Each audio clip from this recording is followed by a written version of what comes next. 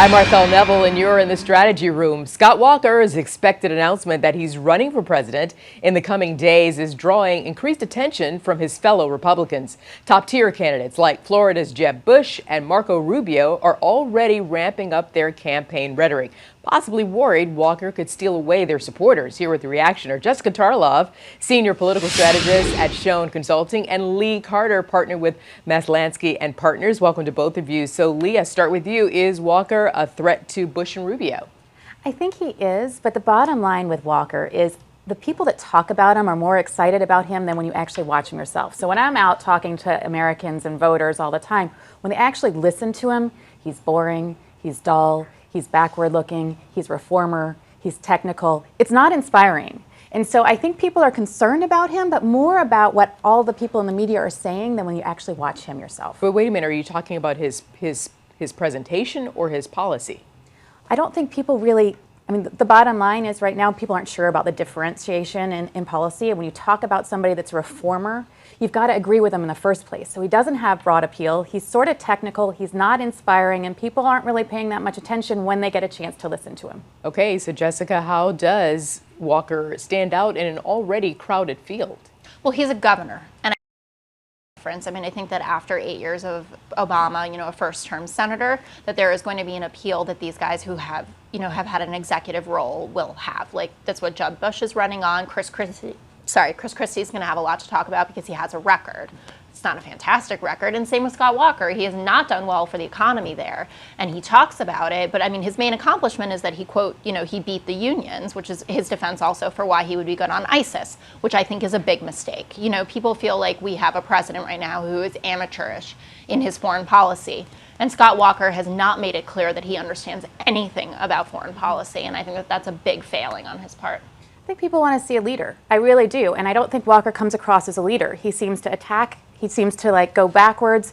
When people listen to Marco Rubio, and this was really surprising me, he is talking about being a next generation leader. He's talking about the future. He's painting a picture of what it can be like. But his policies aren't that new, which is problematic. I mean, he's got great rhetoric like that, but his ideas, I mean, they've been hashed over the past few years.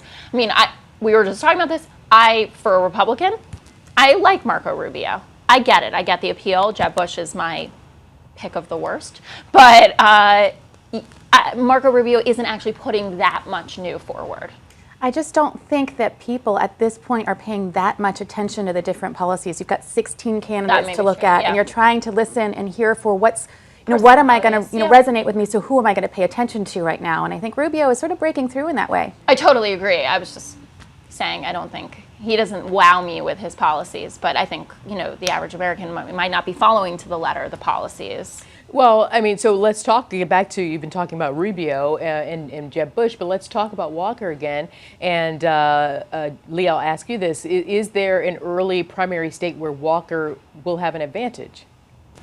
Well, if he doesn't have an advantage in his own state, then he's in really, really big trouble. I mean, I'm not exactly sure. Are we going to see, he's going to spend some time, they say, in Iowa later this week. We're going to see the pickup, and I think we're going to have to watch the polls. I'm really not sure, because the thing that I see about Walker when I play the messages, when I play what he's saying, is people are excited before they hear him. Once they listen to him, they're no longer excited about him. So he's going to have to do a lot with this announcement to really get people excited and want to pay attention. So I'm just not sure if he's really going to break through in the polls or not. But again, so in the announcement, would he have to wow them, in terms of presentation to get their attention and then lay out some sort of platform?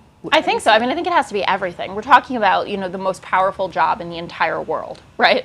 And you've got to hit it on all levels, right? And that's what Barack Obama had. He was the best to listen to, and he had a policy platform the majority of Americans could relate to. I know that there's been a departure from probably more, purple politics or whatever, and we've certainly gone more to the left and they're more blue politics. But Scott Walker, he's got to have a personality.